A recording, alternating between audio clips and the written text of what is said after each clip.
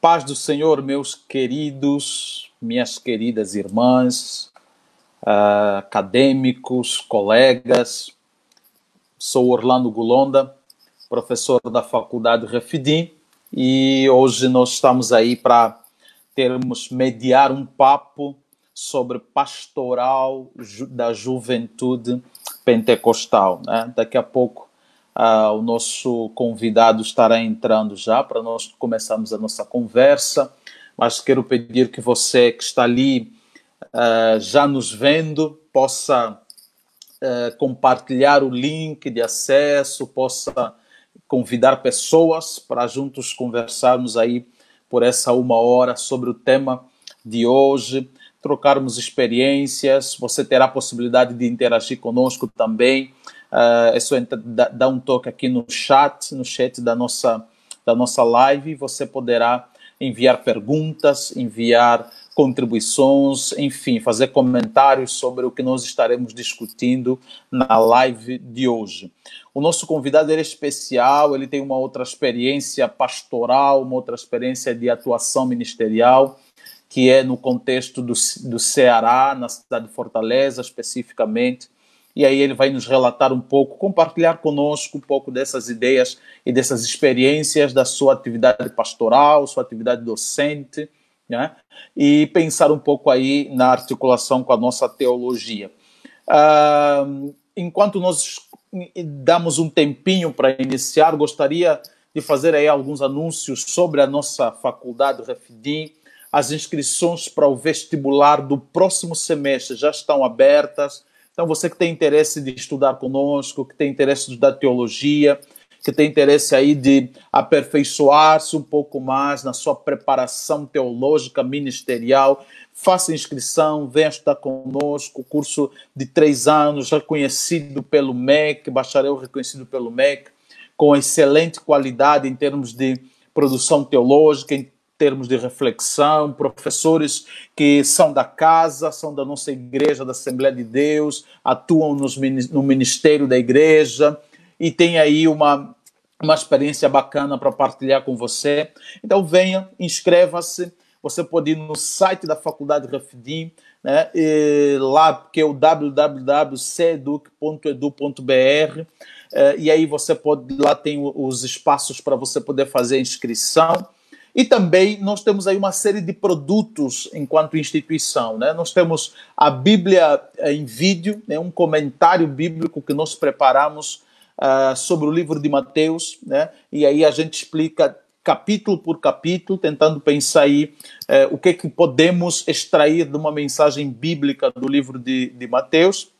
Então, você que deseja estudar um pouco mais o contexto histórico, o contexto cultural, aspectos políticos, aspectos sociais, para compreender a mensagem do livro de Mateus, também valeria a pena, então, você comprar esse nosso produto digital, super acessível. Vai lá na página da nossa faculdade, no site da faculdade, inclusive você pode verificar esse produto aqui pela nossa página do Facebook.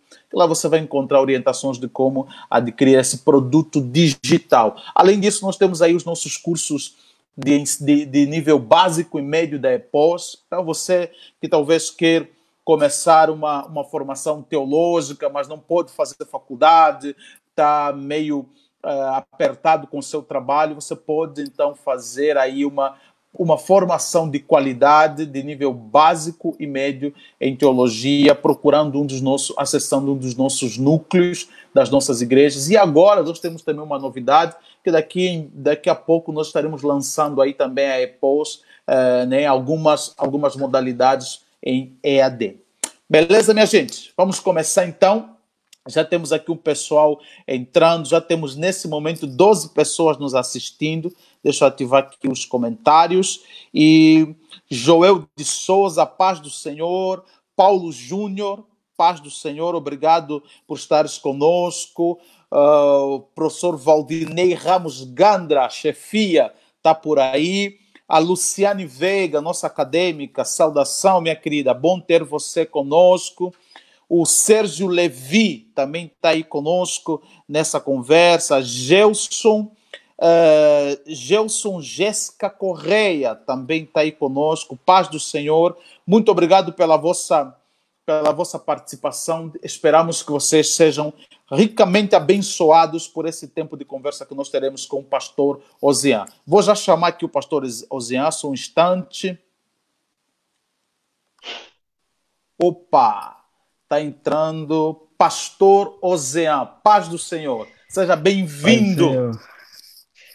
Paz do Senhor, irmão Orlando. Obrigado. Um grande prazer participar dessa conversa com vocês. Agradeço ao meu amigo Clayton, que fez o convite, e uma alegria conhecê-lo. Poder Amém, conversar amém. Um pouco aqui.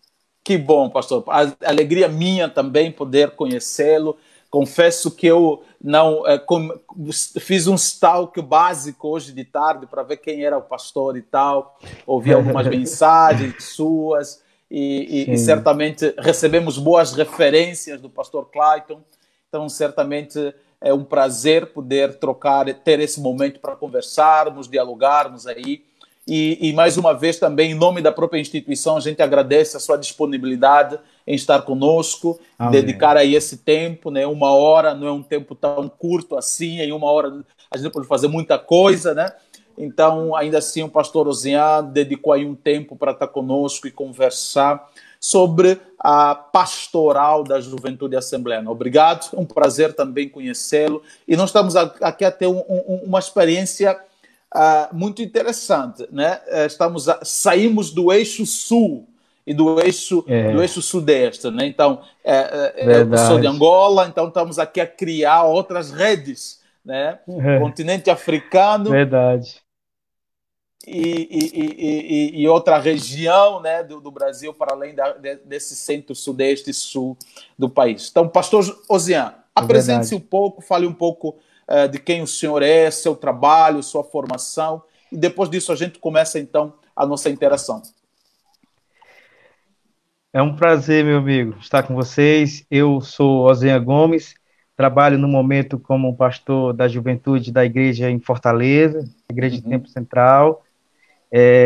Já sirvo como pastor da juventude há 5 anos, sou diretor do seminário teológico da nossa igreja também, e que serve todo o nosso estado, e tenho, num contexto acadêmico, desenvolvido trabalhos de pesquisa no doutorado aqui na Universidade Federal, com foco em mídias digitais, o impacto das mídias digitais na religião. Que bacana. E tem sido um tempo muito corrido, mas muito gratificante, especialmente porque a gente percebe o quanto pode ser útil todas essas ferramentas para o nosso trabalho na liderança pastoral na igreja.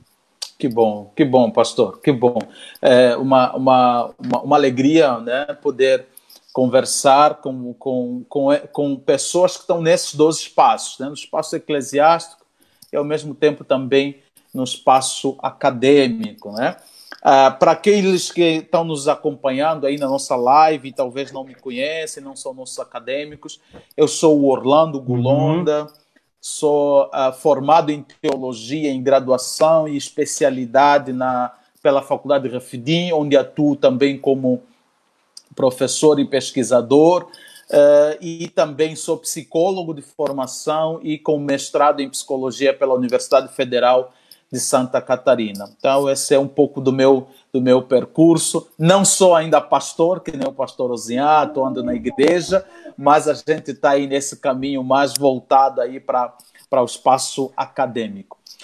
Pastor Osian, a ideia é nós pensarmos um pouco sobre pastoral da juventude assembleana, e enfatizando um pouco esse contexto contemporâneo, né? A gente é muito comum na literatura, muito comum nos nossos debates, no espaço acadêmico, em alguns momentos também no próprio ciclo religioso, a gente chamar, então, que o que nós estamos vivendo hoje é uma outra cultura, é um outro tempo, exigem outros desafios, exigem outras práticas, inclusive, e é como a gente chamar isso de tempo contemporâneo, né? Mas, ao mesmo tempo, a gente também muitas vezes tem dificuldade de definir que tempo é esse, né? Que características são essas do nosso tempo. Acho que, nesse primeiro momento, a gente pode fazer uma conversa aqui inicial, tentando minimamente demarcar um pouco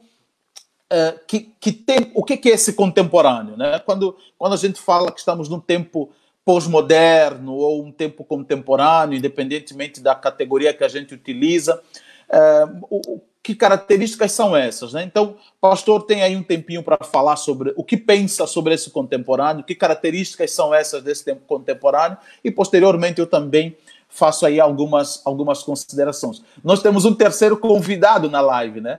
Temos. Qual é o nome dele? Nessa hora ele é o Benjamin, ele está sempre Benjamin. aqui fazendo parte das lives à noite comigo aqui. Não, tá certo.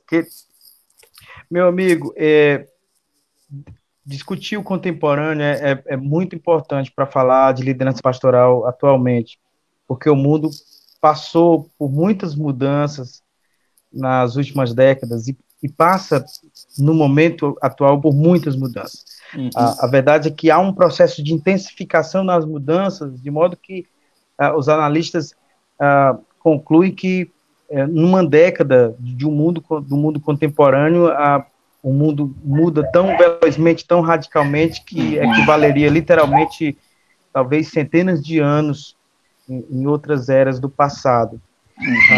A verdade é que quando a gente fala de contemporâneo, a gente não tem como não se remeter à modernidade, né, e o impacto que ela causou no mundo, e alguns vê esse impacto como um impacto de ruptura, né, e aí costuma se chamar pós-modernidade, e outros vê esse impacto como uma espécie de radicalização da própria modernidade. A gente poderia chamar de hipermodernidade, né, há outros termos que a gente poderia chamar, ou modernidade líquida, como o Bauman trata.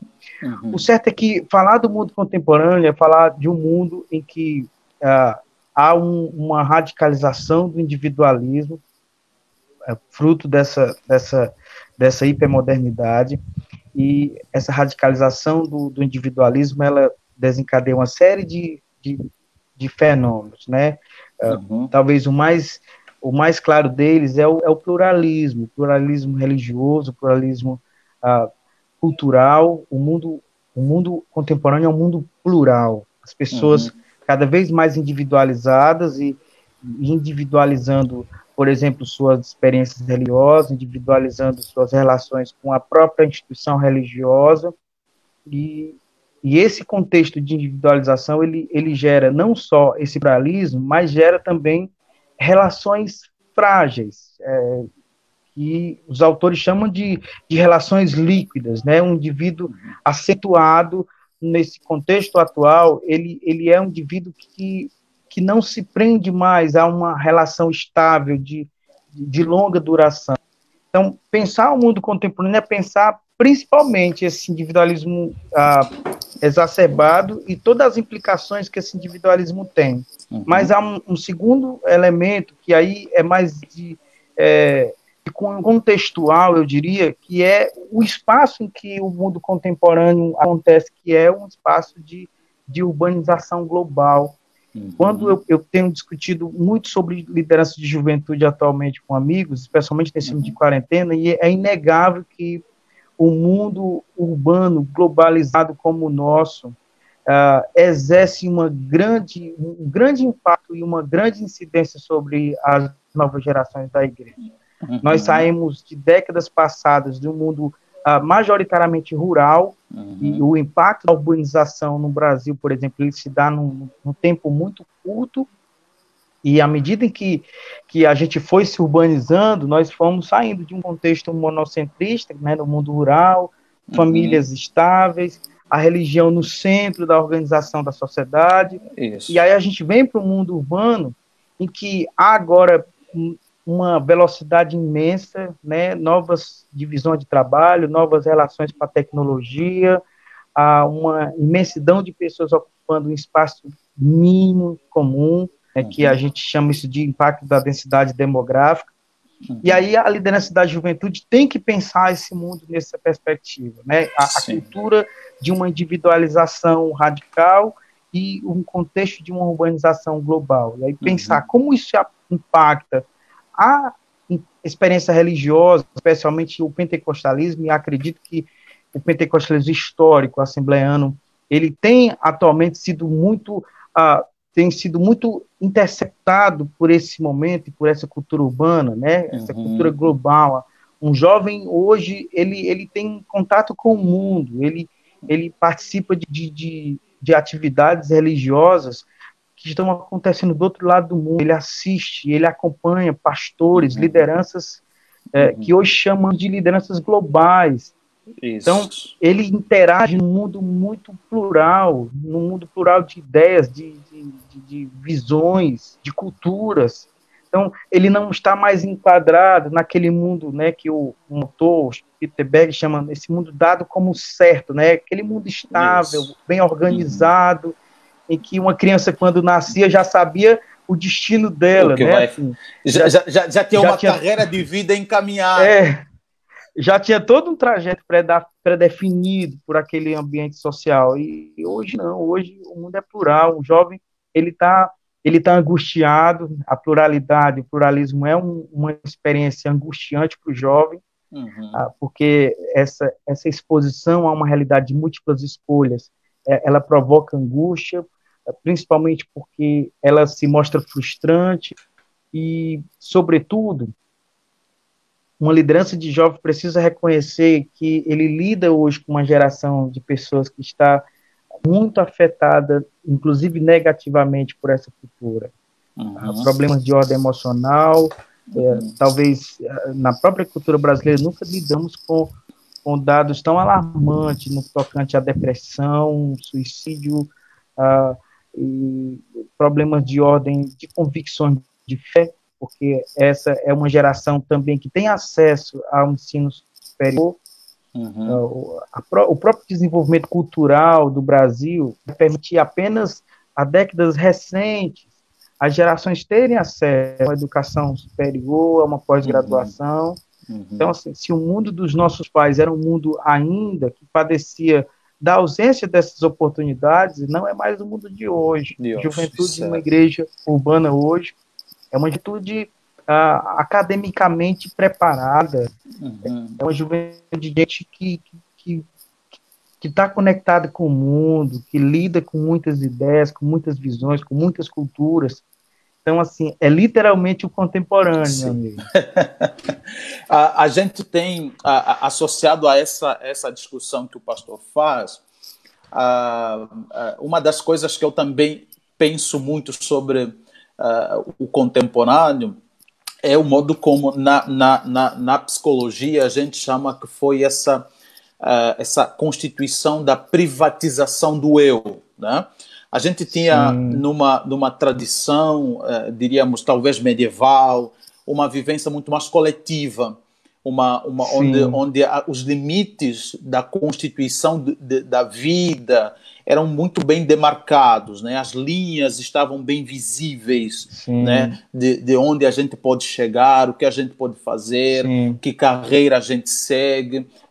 Geralmente ter essa carreira articulada a um contexto familiar, ou então a uma vocação que a igreja dá uma mediação, e aí vai. Na modernidade a gente tem tanto um impacto filosófico, né, de um racionalismo, que já começa, na verdade, com o próprio período do Renascimento, esse processo, né, de um retorno às práticas artísticas, um retorno à literatura, um retorno a essa ênfase da produção, né, da inefabilidade do humano, né, das questões da beleza, da simetria.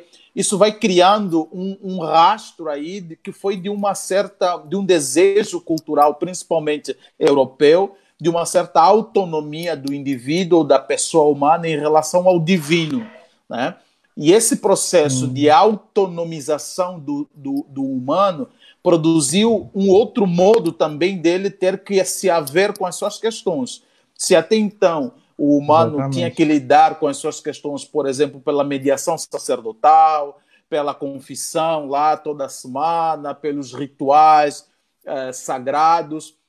com esse processo de uma certa desvinculação do campo religioso, esse sujeito agora tem que também se haver com as questões de ordem emocional, questões de sentido de vida, de projeção de futuro, e aí vai. E aí a gente chama que tem aí uma privatização do eu. Então, esse sujeito que agora está... que criou uma certa emancipação de uma vida, né, que lá o Augusto Comte vai chamar do estágio teológico, de uma vida do estágio teológico, e cada vez mais vai se encaminhando para essa vida de um estágio positivo, né, que é essa vida da racionalidade, do pensamento, da ênfase no sujeito racional, no sujeito que posteriormente vai ser sujeito do progresso. E aí um dos desdobramentos é isso que o pastor traz, que é a própria abertura ao urbano, né? A constituição das metrópoles, o fortalecimento de uma dinâmica de mercado e produção que nós vamos chamar de capitalismo. E isso tudo vai produzindo uma configuração de mundo completamente diferente. E eu acho que um dos aspectos correlatos a essa emergência do contemporâneo é que, ao mesmo tempo que a gente, com toda essa evolução de uma autonomia do sujeito face ao divino, de uma produção econômica agora sobre um novo regime, que vai ser o regime capitalista, de uma experiência, inclusive, de espiritualidade, que agora vai ser pautada também por uma mediação que não é tão sacerdotal assim, mas essa mediação também de outras possibilidades, inclusive pela arte, pela cultura, e aí vai. Com uma abertura de um modo de vida que agora é centralizado no urbano, né, não mais no rural, a gente tem também a criação de uma espécie de um estilo de vida que é multidimensional, né? Então, um estilo de vida que ele tem influência de várias dimensões, porque antes desse período a gente tinha uma carreira de vida muito influenciada por aspectos muito objetivos e bem demarcados, né? Hoje nós estamos num tempo em que o sujeito ele vai ter uma constituição. Há pessoas que dizem fragmentadas. Eu não acho que é muito fragmentada. Eu acho que é muito mais multidimensional, né? Que é uma constituição de vida que ele pensa questões éticas e morais, muitas vezes a partir da religião. Ele pensa questões políticas a partir de uma perspectiva política, às vezes de esquerda, de direita, sei lá, centro-esquerda, coisas assim. Ele, ao mesmo tempo, se constitui por uma sensibilidade aí, que é pela arte, né, pela música popular. Ele, às vezes, ao mesmo tempo, tem uma perspectiva econômica que, às vezes, é diferente, nem sempre diz respeito ao espectro político que ele defende. Enfim, a gente tem uma multidimensionalidade. E eu acho que isso também gera um desafio, não só para a liderança religiosa, mas para qualquer pessoa que tenta compreender esse mundo. Que a gente tem, como diz o Deleuze e Guattari no seu pensamento filosófico, a gente tem uma experiência muito rizomática, né? E é difícil segurar o rizoma, é difícil a gente entender qual é o início do rizoma. Então, se é difícil a gente compreender por limites, também é complicado a gente estabelecer coisas fixas. É difícil a gente demarcar esse sujeito, demarcar esses jovens, demarcar os adultos, demarcar essa experiência, e aí vai. Então, eu gosto muito de pensar no contemporâneo a partir apenas de pistas, né? Não temos como definir o que é o contemporâneo, porque é uma experiência rizomática que foge daquilo que nós estávamos habituados historicamente, né? Então, a gente pensa o contemporâneo a partir de algumas possibilidades, né? De algumas pistas, de alguns aspectos que, ao mesmo tempo que são localizados, mas também são globais, né? Ao mesmo tempo que são de uma experiência, por exemplo, de Joinville, o modo de ser igreja em Joinville, há uma grande chance que seja muito diferente do modo de ser igreja no Ceará, assim como há uma chance de ser diferente do modo de ser igreja em Angola. Mas, ao mesmo tempo, os três contextos podem partilhar coisas semelhantes, podem partilhar coisas Sim. em comum, mas que têm suas especificidades. Sim. Então, o contemporâneo, pensar no contemporâneo é uma loucura danada, porque a gente não tem certeza, nem consegue definir. Por isso, inclusive, pastor, é que eu desconfio de todo teórico que consegue já apresentar teorias muito exatas desse contemporâneo, então essa produção de aspectos né, muito comuns, muito coletivizados do contemporâneo. O contemporâneo é isso, o contemporâneo é aquilo, é aquilo. Eu prefiro apenas entender que, enfim, a gente vai ter que pegar um aspecto específico e tentar trilhar por ali, porque ao mesmo tempo que nós temos uma experiência global, essa experiência global nos dá também muitas especificidades, muitas características particulares. Né? Então, talvez é por isso que é um desafio a gente compreender um pouco desse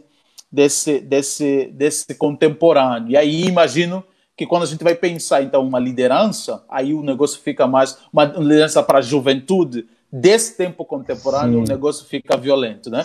E aí, inclusive, eu quero passar já para a segunda questão do nosso papo, pastor, que é bem, se a gente não consegue necessariamente definir um contemporâneo por palavras específicas, mas por pistas e associado a essas características que o senhor traz, que tem a ver com essa vida urbana, que tem a ver com essa dimensão de transformações radicais e contínuas que a gente vem tendo, né? Como é que a gente, de algum modo,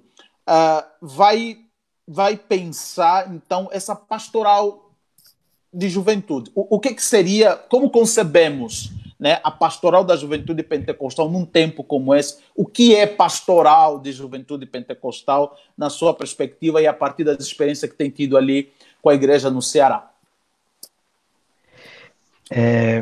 Eu percebo uma grande transformação na forma de atuação da liderança de juventude na nossa igreja. Eu falo na nossa igreja realmente pensando isso mais a nível de Brasil, e é possível isso dado uma série de possibilidades que recentemente a gente teve, de contatos e intercâmbios. Então, assim, começou a haver uma troca muito boa de conversas que enriqueceu essa compreensão do que acontece hoje em vários lugares do Brasil, em vários estados, e a gente tem a impressão que há uma mudança acontecendo na forma não só na forma de liderar, mas, sobretudo, na forma que o próprio jovem lida com o seu líder. Há uma sinergia aqui.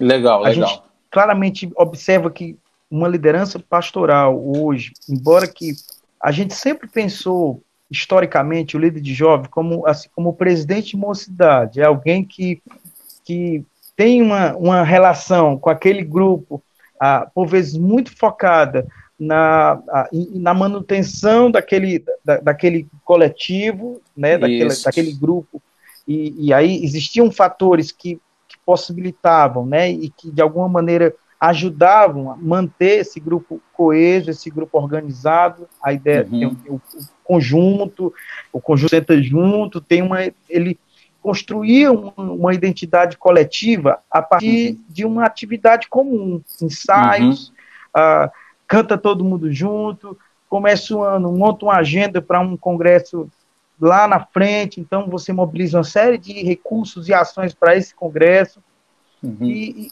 por vezes eu tenho a impressão que a liderança da juventude ela se restringiu muito a essa atividade específica, de ter um conjunto dinamizado com ensaios e hinos e um evento num dado momento do ano. Assim, é importante falar que, historicamente, na nossa igreja, essa segmentação ela não aconteceu de uma maneira linear, não aconteceu de uma maneira uniforme, ela é muito disforme, porque lideranças influentes da nossa igreja, durante a vida toda, foram resistentes à ideia de conjunto de jovens, por exemplo. Portanto, em determinados lugares, surgiram grupos, mas em outros lugares só irão surgir muito depois, dado a influência que lideranças locais tinham e a percepção que essas lideranças tinham de que uma segmentação da igreja poderia escoar numa espécie de divisão, de rivalidade de grupos dentro do todo. Então, você tem, por exemplo, um grande líder na nossa igreja, que foi, inclusive, o primeiro presidente da convenção da nossa igreja em 1930, que durante toda a vida, e ele já morre aqui nos anos 80, ele não concordava com essa dinâmica de conjunto de jovens, como nós conhecemos hoje.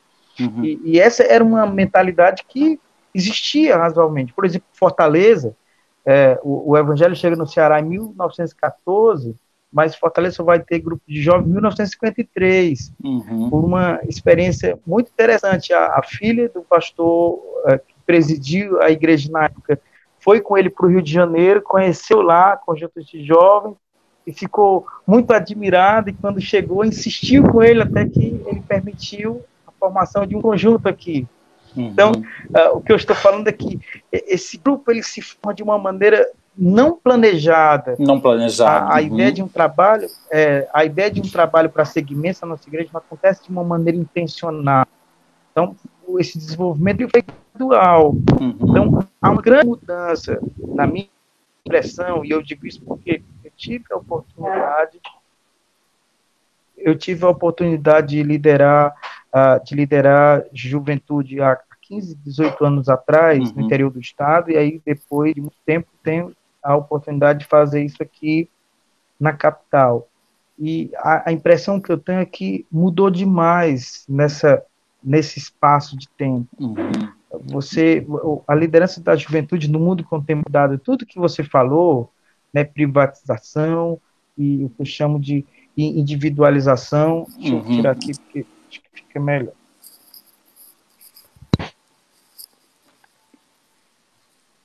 Individualização, e toda essa experiência cada vez mais pessoal, né, que tem uma autora francesa chamada Hervé Léger, que discute muito modernidade religiosa, e ela vai falar desse tempo que há múltiplas pertences, há uma espécie de subjetivação da crença. Então, tudo isso demanda, sobretudo, uma liderança focada em relacionamento e cuidado.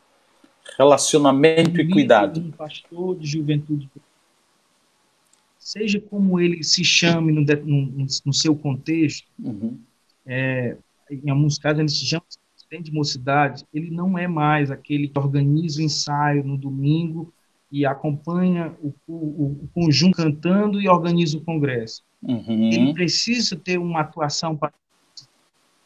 Assim, a gente sempre pensou, historicamente, em ano passado, a ideia de pastor como relacionada apenas à figura do pastor titular da igreja. Isso. Em alguns contextos, ainda é demarcada com uma certa, um certo, eu diria assim, um certo interdito, né? Isso. Assim, mas o líder de juventude hoje, ele precisa ser um pastor dessa juventude.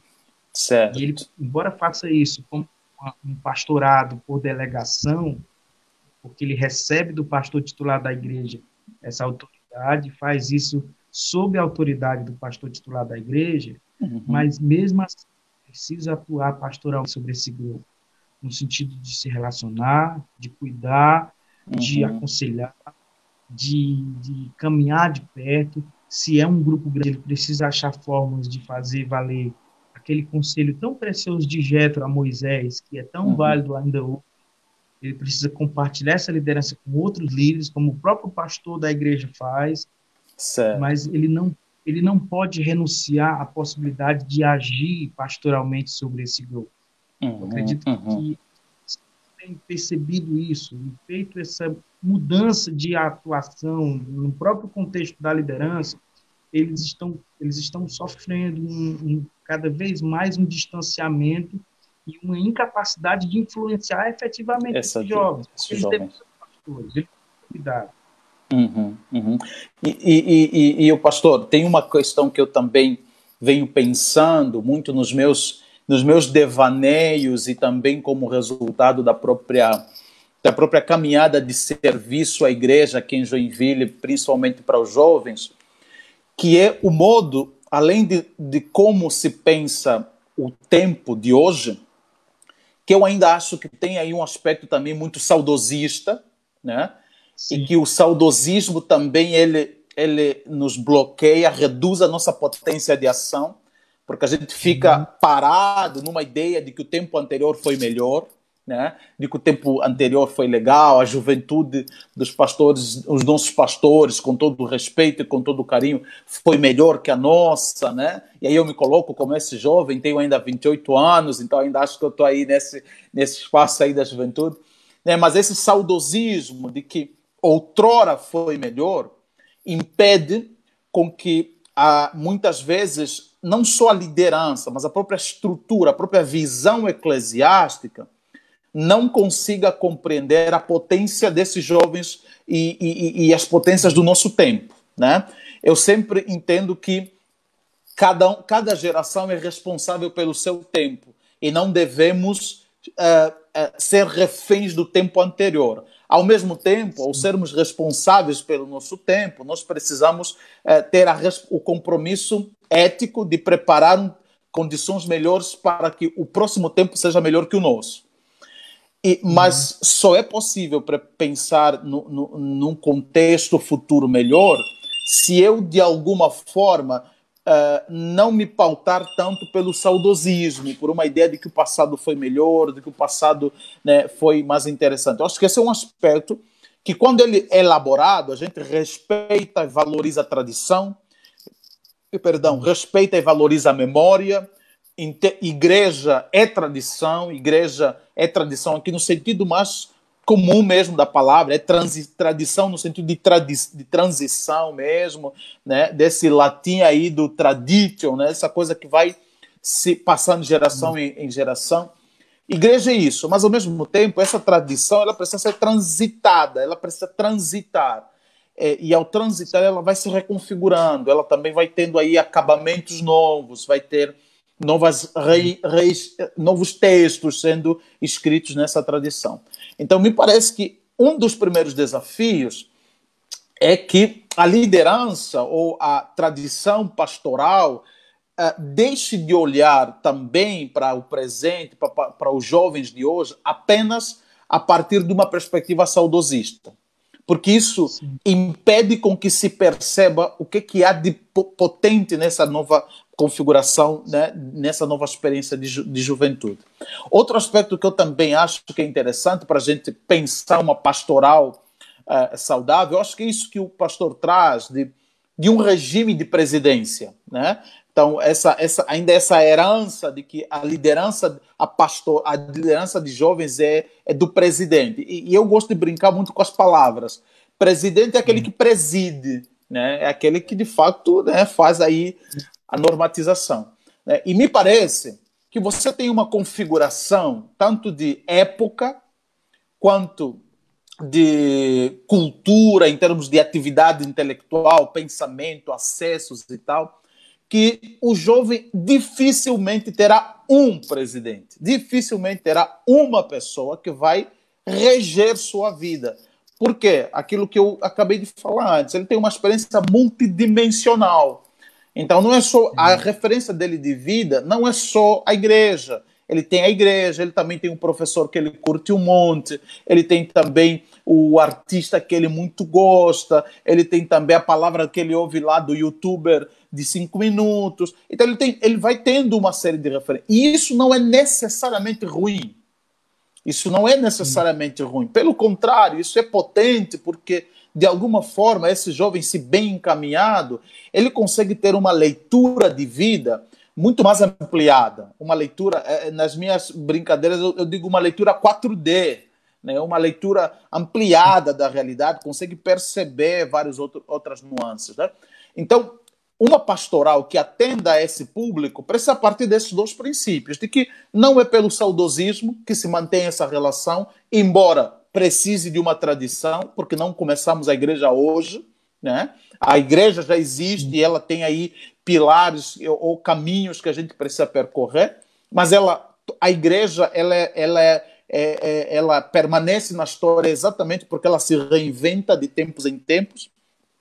E, ao mesmo tempo, pensar que a gente não tem que ter uma leitura muito presidencialista do cuidado dos jovens, né, da relação com os jovens, mas uma perspectiva um pouco mais de respeitar e conhecer que esse jovem tem uma multidimensão dimensão de formação e que talvez a gente precise apostar muito mais no cuidado, no vínculo, na relação afetiva e numa pastoral da caminhada, né? Uma pastoral Sim. que caminha com esse jovem, que segue essa trilha. E que essa pastoral da caminhada não é tão novidade assim. Jesus fazia isso com os seus discípulos. Quando Jesus vai caminhar com os seus discípulos, quer dizer, a prática pedagógica de Jesus não é o tempo inteiro, não é uma prática da paragem o tempo inteiro, do cerceamento o tempo inteiro. É uma pastoral da caminhada que possibilita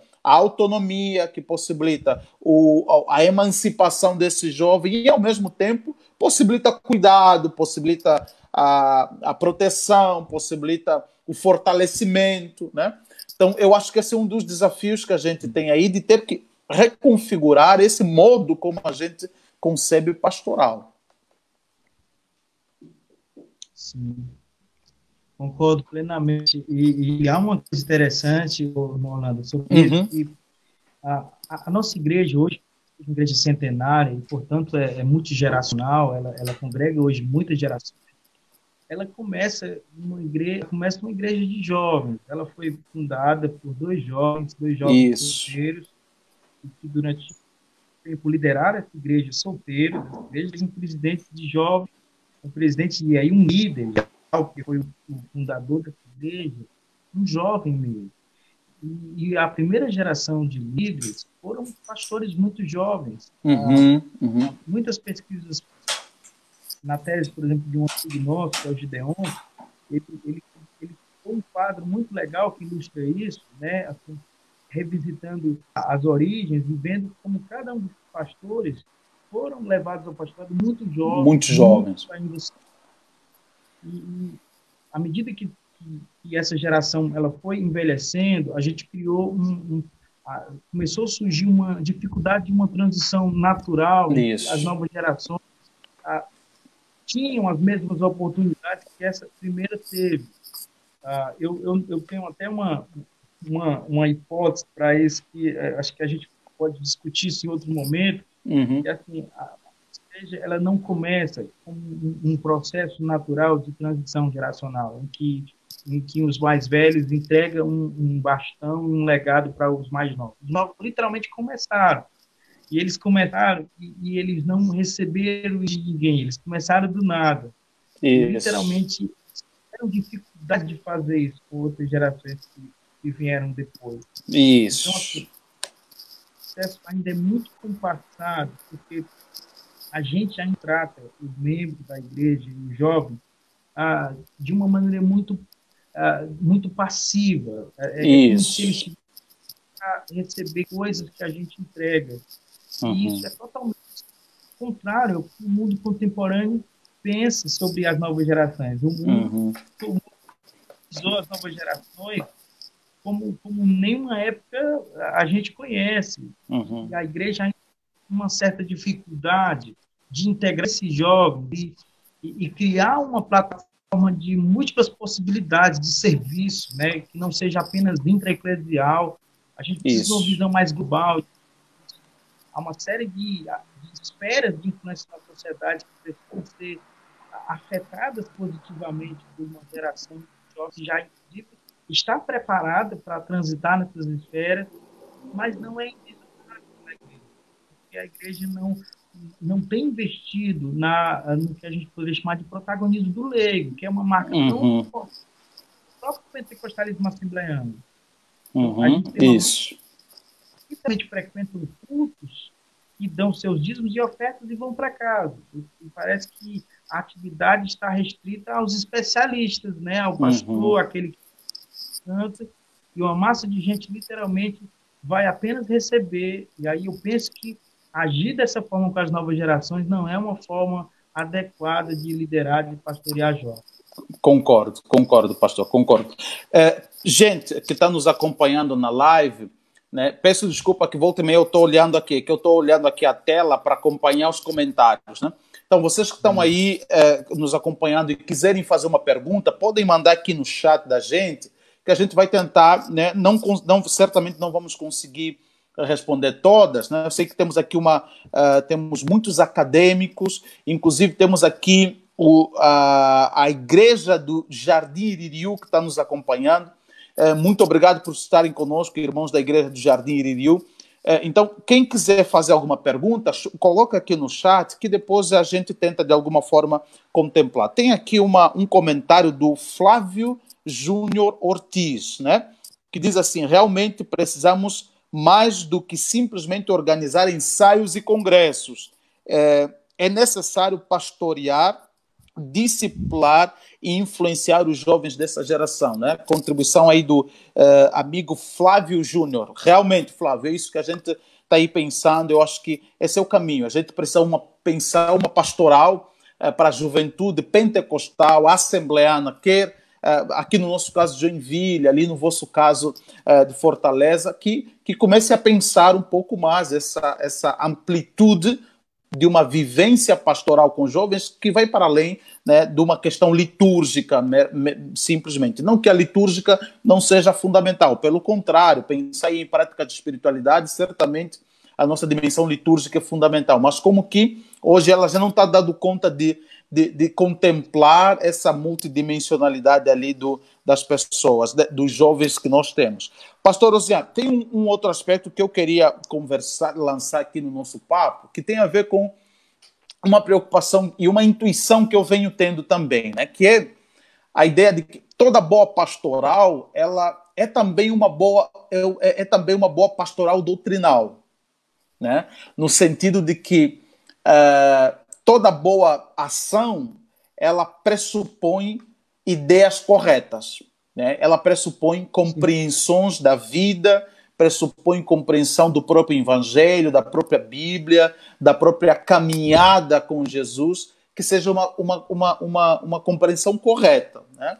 Então, um dos desafios que a gente tem para pastoral com jovens, o pastor tocou lá no primeiro início, no primeiro momento, quando diz, por exemplo, que os nossos jovens hoje estão estudando, os nossos jovens hoje estão na universidade. E aí a gente fala nossos jovens assembleanos porque não era nossa marca, não era nossa tradição, né? O estudo, o ocupar o espaço universitário. E aí eu tenho percebido dois aspectos. O primeiro é que muitos desses jovens que vão para o espaço universitário, eles começam a ter uma outra leitura e exigem muito mais da igreja. Sim. A igreja, muitas vezes, por não ter uma liderança que se prepara numa pastoral doutrinalmente bem fundamentada, e aí quando eu penso doutrinalmente, não estou falando, para quem está nos ouvindo, de usos e costumes, estou falando de pensamento da Escritura, pensamento do Evangelho, teologia bíblica, né? Então, não temos, às vezes, uma liderança que dá conta de responder aos questionamentos desses jovens, e aí a gente utiliza uma pastoral de dois movimentos, ou de cerceamento desse jovem, e aí a gente atribui e diz que a universidade está a estragar os nossos jovens, porque depois que eles vão para a universidade eles voltam mais críticos e desviados e toda aquela história. Ou então a gente acaba tendo um silenciamento desses jovens no próprio espaço eclesiástico, no sentido de que essa é a forma, né, que a gente tem de encaminhar, né, silenciá-los, não possibilitar falas e tal. E aí a gente sabe que cerceamento e silenciamento produz o que poderíamos chamar uma certa mortificação do corpo, embora a gente esteja vivo, né? E esse processo de mortificação vai levar o quê? Esse jovem a se distanciar da igreja, esse jovem muitas vezes a não achar a igreja um espaço atrativo, esse jovem a não achar no seu líder uma figura referencial que lhe auxilia a pensar a vida numa dimensão mais complexa. Esse jovem muitas vezes encontra em outras, inclusive em plataformas digitais, em outros espaços eclesiásticos, uma condição de reflexão que contempla, né, que contempla melhor as suas necessidades, os seus anseios. E a tendência, então, é que esses jovens acabem, de algum modo, se desvinculando dos nossos espaços, porque a gente ainda mantém aí algumas questões que não atendem esses desafios dessa juventude, né? Então, enfim, fiz essa fala, mas eu também gostaria de ouvi-lo, enquanto pastor que está lidando com isso, que caminhos vocês têm pensado em termos concretos e práticos, que ideias, que insights, que experimentações vocês têm feito ali na Igreja de Fortaleza para produzir essa pastoral que contemple essas complexidades desse jovem e que não seja pelo silenciamento e também que não seja pelo cerceamento. Né? Como é que a gente faz? Como é que a gente cria? Que estratégias práticas, que ações concretas a gente vai desenvolvendo para contemplar esses jovens do nosso espaço eclesiástico? Eu diria que tudo começa com uma direção do pastor, da liderança geral da igreja, em criar uma visão para essa igreja de que as novas gerações elas devem ser incluídas na vida da igreja e elas devem participar ativamente da vida da igreja. Assim, o nosso pastor é alguém que desde o início do pastorado dele, ele assumiu isso como missão do pastorado dele, ele fala repetidamente, eu estou para encaminhar uma nova geração e farei isso com muito zelo, com muita alegria, porque Deus me colocou para isso. Então, eu penso que parte de uma concepção mais geral da igreja, da liderança geral da igreja, em reconhecer o valor e a importância que as novas gerações têm para hoje, para agora. A reduzir o serviço e a atuação de um jovem apenas aquilo que é desenvolvido internamente na igreja, é você tolir e perder a possibilidade de usufruir de uma riqueza imensa, de dons, de habilidades, de possibilidades que as novas gerações podem trazer para a igreja. Por outro lado, nós temos investido muito na formação das lideranças de juventude da nossa igreja. Primeiro, valorizando muito a formação teológica, e a gente ainda tem um resquício de eu não diria mais de um anti-intelectualismo aos moldes dos anos 40, 50, mas ainda a ideia de que não é tão necessário assim. A gente pode dar um jeito com outra formação, a gente pode dar um jeito com uma formação muito básica, a gente pode dar um jeito lendo alguns livros. Então, eu sinto que a gente ainda não chegou naquele ponto de reconhecer a formação teológica séria e profunda como algo extremamente necessário para uma boa caminhada de liderança pastoral na igreja, especialmente da juventude. Porque ela traz muitas questões do mundo, ela traz muitas dúvidas, o fato dela estar muito exposta a muitas vozes, ela é muito interceptada, e a liderança de oferecer, de orientar, de ensinar. E aí nós temos batido muito na tecla de que a formação teológica ela é fundamental e é insubstituível. Assim, é bom ter outras formações, eu tenho, mas assim, sei que muitos líderes têm, mas eu aposto... Assim, Pastor, desculpe interrompê-lo, mas não está dando para ouvir o seu som. Ok. Que estava muito ruim o áudio, por isso que eu troquei. Tá melhor agora? Não consigo ouvi-lo. Só deixa eu mandar uma mensagem aqui.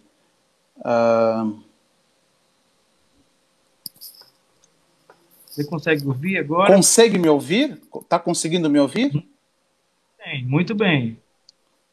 Mas eu não consigo ouvi-lo, pastor. Não consigo ouvi-lo. Então, vamos fazer o seguinte, pastor. Tenta sair e entra de novo para ver se melhora o som. Pode ser? Ok, pode sim. Tá, vamos lá. Gente, a gente vai tentar sair para voltar, né? Se vocês estão nos ouvindo, para a gente ver se o som melhora, tá bom? Enquanto isso, eu aproveito aqui registrar a presença da Cleo Girardi Catarina Tartari, irmãos de Pinhal da Serra. Que bom, irmãos. Muito prazer em ter vocês aqui na nossa live. Que Deus abençoe vocês e que seja uma experiência bacana aí esse tempo de caminhada conosco, tá? A gente já vai começar retomar novamente com o pastor. Ele só deu um probleminha de som, mas ele já retoma daqui a pouco, tá? A live já está rolando.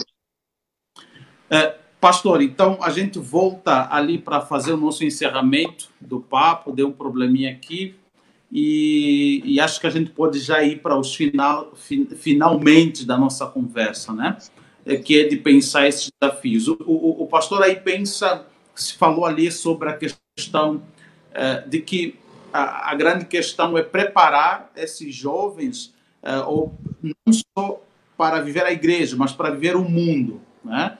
E como que isso passa também por uma preparação dos próprios líderes,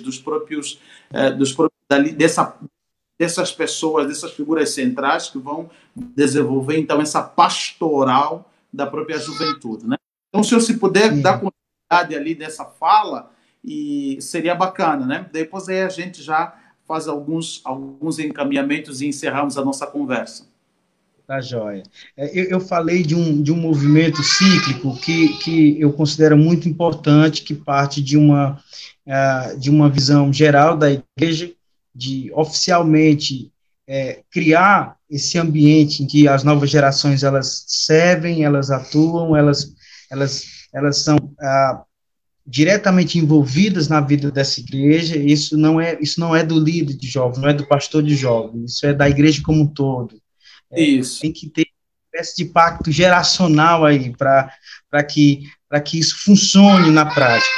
E aí, no segundo estágio, é preciso haver um programa de formação adequado para essas lideranças, que tem como base formação teológica consistente e, em seguida, uma espécie de especialização, uma formação especializada na liderança de juventude. Quem é o jovem hoje, como lidar com o jovem, como é esse mundo contemporâneo.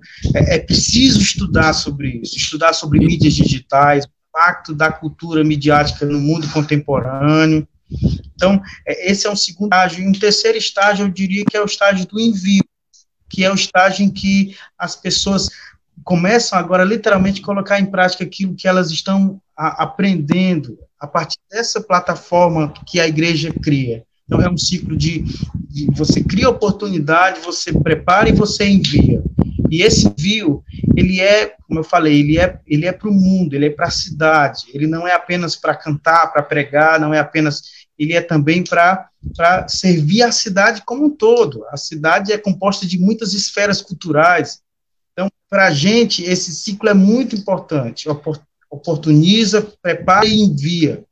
E eu acredito que a gente tende a aperfeiçoar isso, melhorar gradualmente, mas nós vamos crescendo, assim, com o passar do tempo, nesse entendimento, nesse movimento. Que bom. Eu acho que bacana isso, pastor. Bacana essa vossa visão de pensar que a pastoral não se resume a preparar ou cuidar dos jovens para estarem na igreja, né?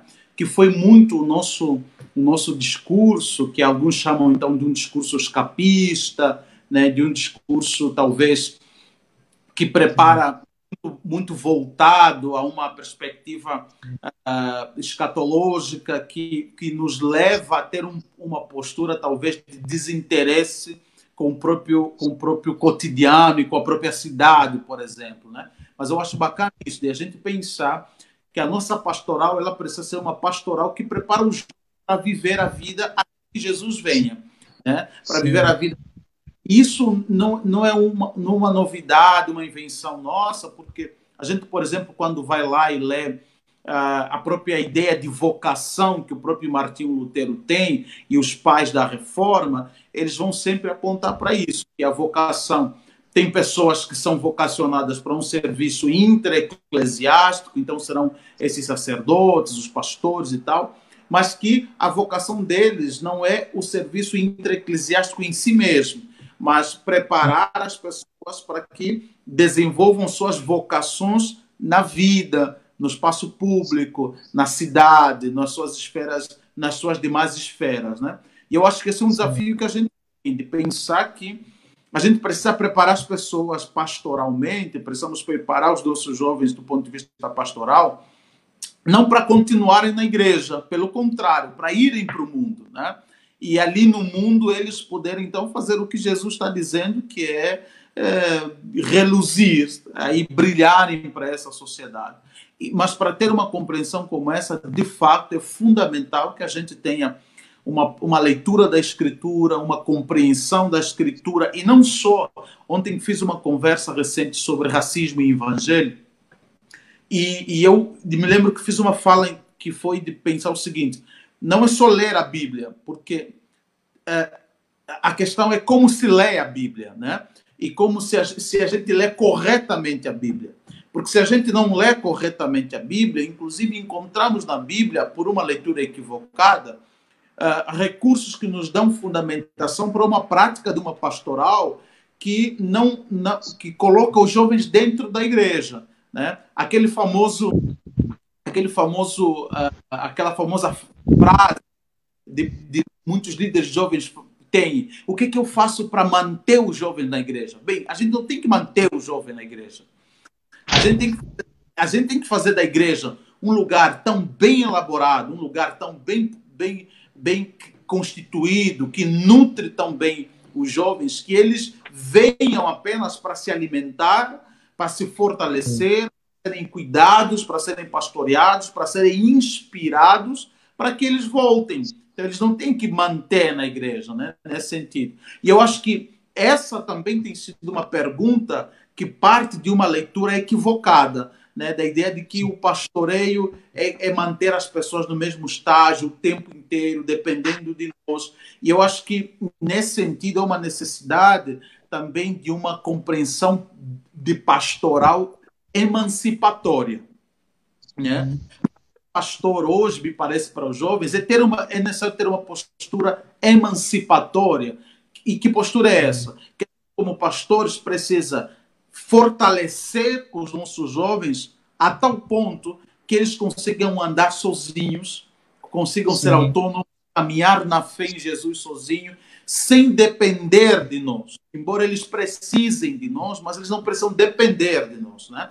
Eu acho que uma pastoral que caminha por essa perspectiva conseguirá atender muito mais os desafios dos nossos dias. Porque o que a gente percebe também é um conjunto de jovens que não conseguem tocar suas vidas sem a presença dos pais, sem a presença de líderes, não conseguem tomar, às vezes, suas decisões, não conseguem fazer as escolhas, às vezes, de encaminhamentos profissionais, porque, de alguma forma, foram, tanto por um modelo familiar quanto por um modelo eclesiástico, construídos para serem dependentes de terceiros para mediar suas decisões. E aí, né, fica um processo mais difícil na vida adulta. E eu acho que uma pastoral nessa direção que tu estás colocando é uma pastoral que valoriza também a proposta da emancipação. Aquilo que Jesus fez. Jesus fica com os discípulos 3 anos e depois ele vai. Ele diz: olha, eu vou vos deixar o Consolador, aí o Espírito vem, mas ele vai, ele precisa deixar agora os discípulos caminharem, né?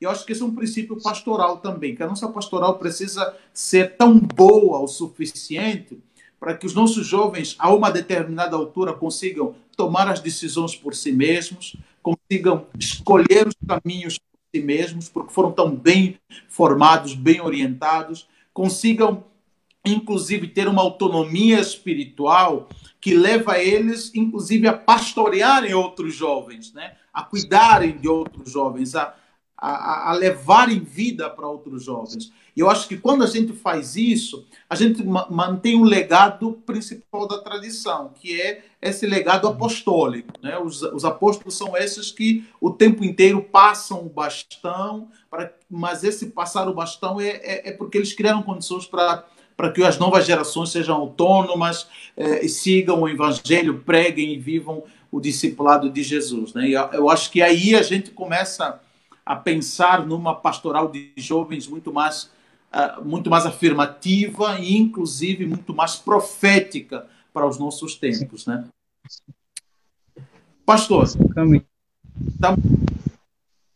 deu já 1h20 de conversa, embora tivemos aí essas quebras, mas acho que a gente está encaminhando para o final. Pastor, foi muito bom conversar contigo. Eu acho que agora a gente dá aí 1 minuto para o pastor, para tecer algumas considerações de encaminhamentos para os líderes de jovens que estão nos ouvindo, para a liderança que está te ouvindo ali no Ceará, em Fortaleza, e para a liderança de jovens que está nos ouvindo aqui em Joinville e em outras cidades dos nossos alunos que estão aqui nos acompanhando. Dei aí alguns encaminhamentos e depois eu faço então o encerramento. Amém. Eu quero primeiro agradecer muito o convite que vocês fizeram, Refidim, toda a equipe de vocês. Tem alguns amigos aí, eu quero agradecer essa oportunidade. É legal esse espaço de conversa, de troca, e eu estimulo muito a liderança de juventude que está acompanhando a investir na sua vida, no seu ministério, na sua formação, a exercer isso com muito amor, com muita misericórdia, para que a gente possa oferecer às pessoas oportunidade de servir o reino de Deus, oferecer às pessoas um lugar de cura, de restauração, de acolhimento. O mundo machuca muito as pessoas por tudo que envolve esse tempo, e a liderança da igreja precisa ter esse papel terapêutico de cuidado, de cura, sobretudo para, à medida em que cura, emancipar essas pessoas, enviar elas para o lugar delas, para que elas sirvam as pessoas. Eu recomendo demais a gente ter uma visão integral das pessoas, uma ideia integral de vocação, uma ideia integral de serviço, uma ideia integral de espiritualidade, e a partir disso, da gente ter essa percepção de integralidade, a gente vai dar conta dessas complexidades do mundo e ser bons líderes, fazer bons discípulos, e essa, sem dúvida, é a grande tarefa nossa, a grande missão nossa, discipular pessoas, formar Cristo nas pessoas e enviá-las ao mundo para que elas também façam isso com outras pessoas. Esse processo ele tem que ser contínuo, e a gente precisa ter essa segurança e essa leveza de enviar e deixar as pessoas fazer aquilo que elas foram ensinadas por nós. Que bom. Amém. Pastor, obrigado. Foi um prazer conversar com você. Espero que a gente em algum momento consiga encontrar-se, conhecer-se pessoalmente. É um prazer. Né? Deus abençoe seu ministério e que continue sendo aí essa referência para os seus jovens, tanto ali em Fortaleza, no estado, Ceará, de modo geral, e que a graça de Deus nos auxilie nessa nobre jornada, de tanto pensar e produzir na academia, quanto servir na igreja e pastorear a nossa comunidade. Foi um prazer conversar com o senhor. Beleza, pastor? Deus abençoe. Amém. Queridos que nos acompanharam, estamos encerrando aqui a nossa live. Deus abençoe vocês, bom descanso. Próxima quarta-feira e próxima quinta-feira temos novamente 2 dias de lives. Vocês podem nos acompanhar por aqui. Para aqueles que ainda não fizeram inscrição em teologia, corram lá para o nosso site, façam inscrição. Você que quer ser um líder preparado para servir a tua igreja, ser um baita de um líder de jovens, venha se preparar biblicamente, teologicamente, e que será uma experiência rica. Você será abençoado, você sairá com uma mente arejada para pensar coisas bacanas e servir a sua igreja. Temos aí os nossos produtos, mais uma vez, da faculdade, nossa Bíblia comentada, nossos núcleos da EPOS, temos ainda cursos livres que a faculdade está oferecendo ali pelo site. Enfim, temos muita coisa bacana para você poder aperfeiçoar e poder crescer aí nesse processo da teologia. Temos o curso, botaram aqui a produção, botou aqui, Espiritualidade Cristã em Tempos de Crise, um curso gratuito, né, que está na loja.faculdaderefidi.edu.br. Então, você que quer fazer um curso aí de espiritualidade, compreender um pouco mais de espiritualidade, esse é um curso gratuito, não vai pagar nada, vai ser bem free, de boa mesmo, e você será abençoado. Queridos, Deus abençoe vocês, abraços, beijos do coração, e nos vemos na próxima live de quarta e quinta-feira para voltarmos a sentar aqui nessa tela, por detrás da tela, e conversar sobre assuntos de fé, teologia, espiritualidade. Abraços, Deus abençoe.